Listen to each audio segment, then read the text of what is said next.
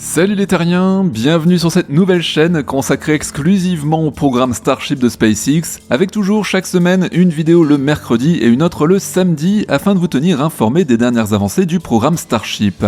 N'oubliez pas de venir visionner nos tours d'inspection sur la nouvelle chaîne du journal de la Starbase. Je me répète, c'est important, mais en vous abonnant à cette chaîne, vous nous permettez de faire la transition le plus vite possible et cela nous évitera de devoir les publier en double ici et sur la chaîne principale du journal de l'espace. Voilà, ça c'est dit, et partons maintenant ensemble inspecter très rapidement les différents chantiers de la Starbase, avec notamment l'assemblage ce week-end des 2 étages du Starship. Et ouais, ça fleure bon le 3e vol, ça. Nous irons ensuite prendre le temps, avec Philippe Ribert, de répondre à vos questions, aujourd'hui sur les différents bras de la tour, et notamment sur le QD-Arm, qui pour rappel permet le ravitaillement du 2e étage, et qui soulève justement pas mal d'interrogations dans la communauté des terriens. Bon, vous êtes prêts? Allez, on décolle pour Boca Chica.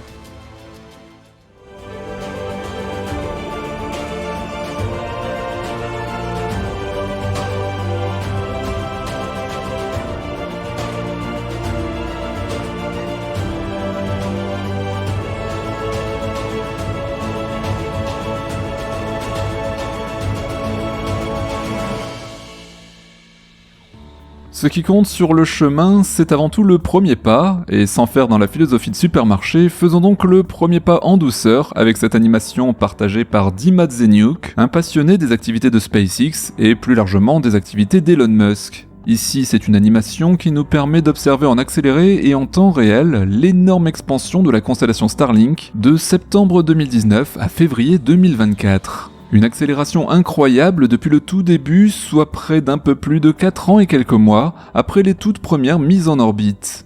Il est intéressant au passage de voir que le maillage apparaît assez fin, et il est désormais évident qu'aucune région ne sera laissée sans connexion grâce ou à cause de SpaceX, ça dépend toujours de comment on voit la chose. Toujours est-il que ce ne seront pas les moyens de communication qui manqueront pour le Starship quand il sera enfin rentré en fonction. Mais les communications, vous le savez, ça ne fait pas tout. Qu'en est-il par exemple de la fiabilité des tuiles thermiques du S-28 ? D'ailleurs, fait intéressant, rapporté au passage par le profil X de Scott Likes, SLS, dont entre parenthèses l'acronyme est au hasard un SLS, même pendant l'atténuation des travaux au sein de la Starbase, pas question pour les ingénieurs de SpaceX de laisser la moindre faille, défaut de pose ou fragilité dans le dispositif du bouclier thermique de ce prototype venir mettre à mal les chances de succès du prochain vol. Le S-28 n'aura pas d'autre choix que de revenir intact de son voyage éclair dans le noir profond de l'espace. En tout cas, depuis le temps que l'on voit des ouvriers s'affairer autour de lui, à vérifier presque chaque tuile, on ne pourra pas les blâmer d'avoir au moins essayé. Pour rappel, le bouclier thermique serait un peu comme une meringue géante fragile posée sur un géant d'acier. Alors est-ce que ça tiendra le coup? Wait and see, comme d'hab. Allez, rendons-nous à présent sur le site de lancement. En fin de semaine dernière, les réservoirs horizontaux de l'extension de la ferme à Ergol étaient enfin au complet après la livraison du 9e réservoir. Posé et installé avec soin sur des supports qu'il attendait déjà depuis plusieurs jours, l'opération n'est pas passée inaperçue, en tout cas pas pour Starship Gazer, l'un des observateurs les plus assidus de la Starbase. Bon, restons sur le site de lancement pour notre point sur les prototypes, un peu spécial aujourd'hui puisque nous nous concentrerons sur le B10 et le S-28, les 2 stars du moment qui sont enfin rentrés en action. En effet, tout a commencé vendredi dernier avec la sortie du B10 du premier Mégabay qui est allé tranquillement se poster sur le pas de tir, avant d'être pris en charge par les chopsticks, soulevé puis déposé avec soin sur la table orbitale. Mais ce n'est pas tout, car ce fut bientôt au S-28 de quitter lui aussi son stand sur le Rocket Garden pour se rendre au pas de course sur le Stage 0 et patienter sagement au pied de la tour orbitale. Bon, je vous rassure, il n'a pas eu besoin de patienter longtemps, car très peu de temps après, les chopsticks l'ont pris en charge et l'ont soulevé à son tour pour venir le déposer sur son booster dans la nuit de samedi à dimanche dernier. Pour rappel, il ne reste plus que la répétition générale, le Wet Dress Rehearsal, une autorisation de la FAA, et plus rien ne devrait ensuite se mettre en travers de la route des 2 étages pour effectuer le tant attendu 3e vol. Dimanche, en fin de journée, les 2 étages étaient donc parfaitement alignés et assemblés, et ils ont même eu le droit à une inspection en bonne et due forme par un drone de SpaceX. Ah là là, les terriens, j'ai hâte de voir ça, on va encore assister ensemble à du grand, voire du très grand spectacle. Bon allez, en attendant, on file tout de suite sur le site de Sanchez. Ah ouais, je vous avais prévenu en intro, on ne perd pas de temps aujourd'hui, avec ici l'assemblage d'une section de la future tour de Boca Chica au beau milieu du site qu'on évoquait encore samedi soir dernier. Les équipes prennent les devants en complétant en amont le groupe de segments provenant du KSC et qui sont déjà en route pour le Texas en ce moment même, mais nous en reparlerons plus en détail samedi. Également, en info de dernière minute, peu de temps après l'assemblage, le S-28 a finalement été pris à nouveau en charge par les Chopsticks, déposé sur un stand de transport, et peut-être qu'au moment où vous verrez cette vidéo, le deuxième étage sera déjà remonté entre-temps sur les épaules de son acolyte, alors rassurez-vous, pour rappel, lors des 2 dernières tentatives, nous avons eu le droit à plusieurs stacks et destacks, comme disent les Américains. Donc, pas de panique, les équipes de SpaceX ont peut-être testé l'alignement du QD-Arm avec la platine du vaisseau, mais on reviendra plus amplement là-dessus ce samedi, et surtout dans les questions des abonnés.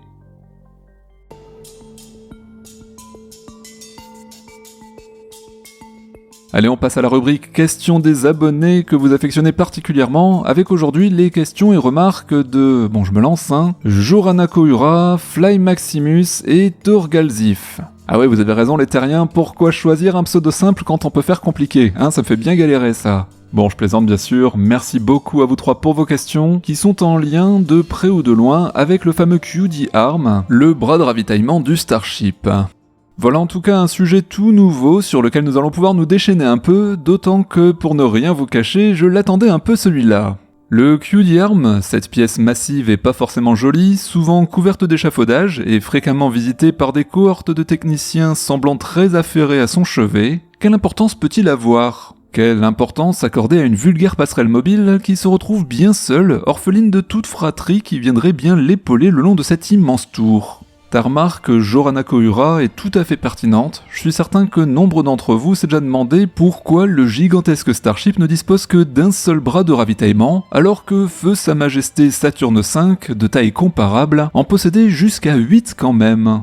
Bon, pour bien comprendre le rôle de cette véritable forêt de bras divers et variés, il faut revenir à la technologie choisie sur cet historique du navire spatial né dans les années 60, toute ma jeunesse. Enfin, celle de Philippe, qui répond à vos questions. Nous ne sommes pas tout à fait de la même génération.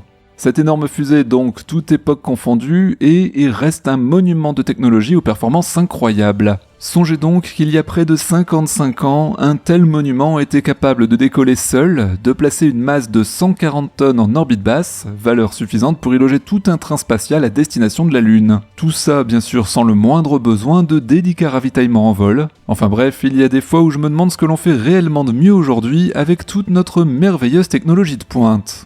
Mais bon, revenons à nos moutons, ou plutôt à nos bras. Le lanceur Saturne V était constitué de 3 étages de poussée principaux, de tailles et caractéristiques différentes. Le premier étage, le plus gros avec ses 42 mètres de haut sur 10 de diamètre, affichait près de 2280 tonnes sur la balance tout plein fait. Il était équipé de 5 énormes moteurs F1 cumulant près de 3500 tonnes de poussée au décollage et qui brûlaient un mélange kérosène-oxygène liquide, tout comme ceux de notre actuel Falcon 9.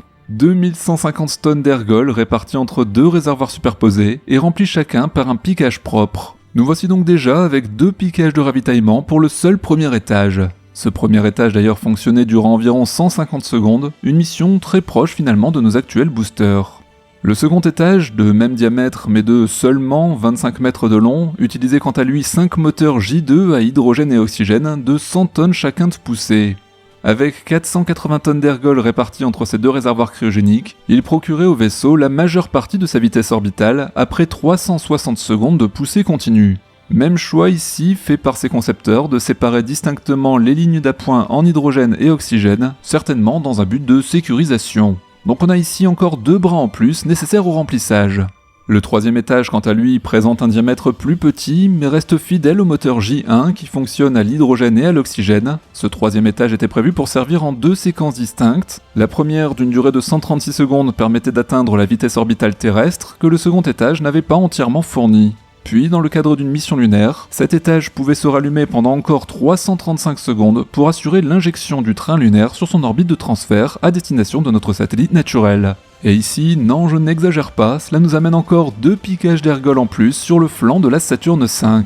Bon, le compte serait-il bon cette fois ? Eh bien, pas tout à fait encore, car le module de service du train lunaire, qui constitue ici le 4e étage, fonctionne lui aussi avec des ergols liquides qu'il contient de ravitailler sur le pas de tir, et donc un bras de plus. À ceci, ajoutons un bras destiné aux connexions électriques alimentant toute l'avionique embarquée, plus une passerelle mobile pour l'installation des cosmonautes, et nous sommes à 8 bras. Les bras m'en tombent d'ailleurs. Bon, il faut savoir que cette architecture est en fait fondée sur la recherche d'une sécurité maximale en faisant le choix de séparer physiquement les différents fluides transportés. car en cas de fuite accidentelle au niveau d'une connexion, un mélange trop facile hydrogène et oxygène mènerait rapidement à une quasi-inévitable explosion. À l'époque, on ne badinait pas avec la vie de nos cosmonautes pionniers, et c'est d'ailleurs encore plus le cas aujourd'hui. Ce choix des bras multiples est d'ailleurs celui toujours fait sur bon nombre de lanceurs spatiaux actuellement en service, toutes nationalités confondues. Il permet également la construction de bras plus courts et légers, plus faciles à rétracter rapidement.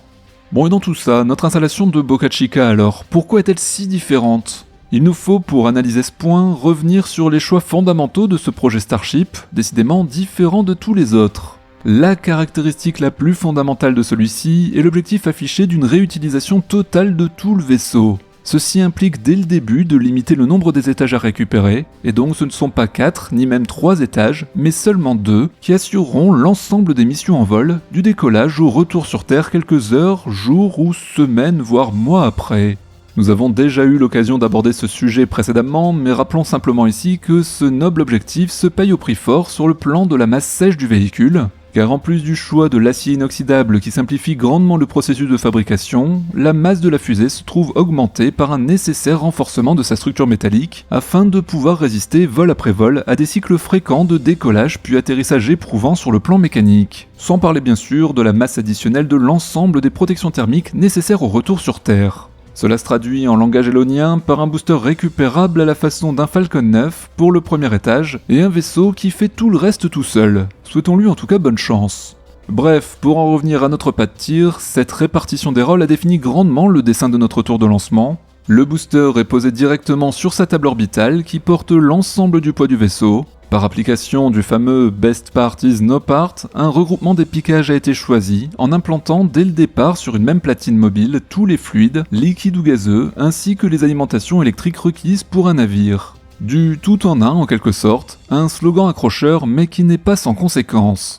Concernant le booster, la platine de jonction se situe juste en partie basse au niveau du compartiment moteur. C'est un endroit stratégique qui se trouve très proche de l'enfer lors de l'allumage des 33 Raptors au décollage. De rudes conditions thermiques et vibratoires y règnent donc transitoirement, compliquant nettement le travail efficace des diverses vannes, soupapes et autres joints d'étanchéité. L'avantage, c'est que le dispositif ne nécessite pas de bras longs, il est posé directement sur le bord supérieur de la table orbitale, mais revers de la médaille, ne pouvant s'échapper, le mécanisme doit se rétracter rapidement dans un abri blindé, équipé d'une porte à fermeture automatique. Les 2 premiers tirs nous ont d'ailleurs montré que cette casemate souffre beaucoup et ne protège pas totalement les circuits qui y cherchent refuge. Les remplacements de tuyauteries flexibles, de vérins hydrauliques et d'autres équipements après décollage laissent à penser que les flammes et la chaleur dégagées par les moteurs ne sont pas encore rendues totalement inoffensives. Au niveau du Starship, le choix de limiter le nombre de piquages sur la coque du navire est le même, une seule platine donc, mais située à près de 95 mètres de hauteur, plus éloignée du brasier. Un QD-arm incontournable à cette altitude, mais une implantation fortement gênée par un autre choix fondamental assumé par SpaceX. Notre tour est en effet équipé de 2 imposants chopsticks qui coulissent le long de celle-ci au travers d'un chariot mobile guidé sur des glissières. De ce fait, les 3 arêtes verticales de la tour et les 2 côtés qui font face au vaisseau sont indisponibles pour la fixation de toute structure fixe ou mobile. C'est donc pour cela que la fixation de l'axe d'articulation du QD-arm a été rejetée sur une des 2 faces arrière de la tour, seule surface libre de toute contrainte. Et nous voici donc avec le plus long bras de ravitaillement du monde, en forme de serpent approchant les 35 mètres de surplomb entre son axe de rotation et son extrémité. Si avoir le bras long peut en certaines circonstances être un avantage, ce n'est pas du tout le cas ici, bien au contraire. Vu sa longueur importante, ce bras, qui a d'ailleurs dû en coûter un à la construction, a de fait nécessité une structure métallique quasiment aussi robuste que celle des chopsticks. Cela lui a valu au début de sa vie de se voir assigner une autre fonction inédite, porter une puissante pince mécanique afin de maintenir fermement le haut du booster et garantir un parfait parallélisme entre la tour et le vaisseau stationné sur la table. Hélas, nous connaissons l'histoire, il n'a jamais été possible de concilier la géométrie de ce bras avec la verticalité du booster, une fermeture de la pince occasionnant à chaque fois un mouvement latéral du booster. La pince a d'ailleurs été rapidement démontée par la suite, laissant notre bras amputé de sa puissante main d'acier. Il lui reste à ce jour la seule fonction de portage et positionnement de la platine de ravitaillement. La cinématique du mécanisme porteur de celle-ci paraît étrangement complexe, comme tu le soulignes, Fly Maximus, et sans être dans le secret des bureaux d'études de Boca Chica, on peut observer que le positionnement de cette complexe platine, ne comportant pas moins de 14 connexions diverses, sans compter les 4 verrous d'accrochage, est un vrai casse-tête à aligner correctement. Là où un montage mécanique rigide et compact permettrait un alignement quasi parfait à chaque translation ou rotation, la grande longueur de notre titanesque bras, associée à la pesanteur terrestre, aux vents locaux, au soleil, aux défauts de parfaite verticalité du booster et aux divers frottements et coincements, font qu'un positionnement suffisamment précis faisant suite à un mouvement unique n'est pas possible. C'est donc pour cela que toute une batterie de caméras vidéo permet à un opérateur humain de piloter au joystick la position spatiale exacte de la platine en approche de sa cible, portée par un complexe et fragile mécanisme articulé, capable de réaliser ces fines corrections de trajectoire. C'est sur cette dernière partie que les modifications semblent les plus fréquentes d'ailleurs. Le bras est donc long, lourd et lent par voie de conséquence, malgré son énorme vérin qui ne parvient pas à l'éloigner suffisamment vite en rotation latérale pour le protéger des redoutables flammes du Heavy Booster. De nombreux câbles, gaines, boîtiers de commande dont il est couvert sont ainsi grillés lors des tirs, amenant à des travaux de réparation systématiques. Un blindage complet serait alors nécessaire comme tu le suggères Torgalzif, mais le poids déjà plus que conséquent risquerait de trop solliciter l'axe de rotation derrière la tour. SpaceX par contre peut encore travailler sur des petites protections locales et légères ainsi que sur sa vitesse d'échappatoire. Alors ok, nous sommes tous conscients que le modèle Starship dont nous suivons avec grand intérêt les péripéties n'est qu'une version de développement encore très éloignée d'une future version commerciale opérationnelle. Il nous manque encore, les astronautes, pilotes et passagers, ainsi que les équipements requis pour leur petit confort, ou plutôt dans un premier temps leur survie, ce qui est déjà un bel objectif. Notre tour de lancement en 2024 ne possède pas encore de passerelle pour leur embarquement ou leur évacuation de secours, et dans sa version actuelle, on aurait bien du mal à lui trouver une place. Il y a toujours ce sacré chariot et ses 2 chopsticks qui courent sur toute la hauteur de la face avant et interdisent un positionnement facile des bras ou des passerelles.